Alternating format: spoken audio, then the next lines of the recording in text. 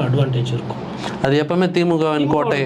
அதை விஜய் அசைத்து பார்ப்பாருன்னு சொல்றாங்க. அது சும்மா சொல்லுவாங்க. சொன்னா அப்ப Vijay V for victory, V for Velachery, V for வல்சரவாக்கம்னு ஆல்ரெடி பேச ஆரம்பிச்சிட்டாங்க. சென்னையில் மீண்டும் திமுக அப்படின்னு போட்டா போறதில்லை வியூஸ். திமுக கோட்டையில் ஓட்டையை போடுகிறார் விஜய் போட்டா வியூஸ் போகுது. அப்போ அவங்க என்ன பண்ணுவாங்க? வியூஸ் போகிறதுக்கு போடுவாங்க. நான் பேசின தம்ப்நெயிலே மறுநாள் நான் பார்த்தா நான் அப்படி பேசவே இல்லையேன்னு வருது. நானும் ஃபோன் பண்ணி கேட்பேன், ஏங்க இது மாதிரி தலைப்பு கொஞ்சம் குண்டக்க மண்டக்க வச்சுருக்கீங்க, நான் பேசாதெல்லாம் வச்சுருக்கீங்களாண்ணா? இல்லை சார், அது நீங்கள் பேசுனீங்க, தலைப்பு எங்ககிட்ட விட்டுருங்க சார், போனோம் சார்ன்றாங்க. நான் என்ன பண்ண முடியும்? நான் யதார்த்தத்தை பேசுகிறேன். அந்த மாதிரி ஒரு கோட்டையை போடுகிறார், முந்துகிறார், சீரிப்பாய். இப்போ விஜய் ஓட்டை போட்டார், கோட்டையை பிடித்தார் அப்படின்ற டேக்லைன் வச்சாதான் பார்க்குறாங்க.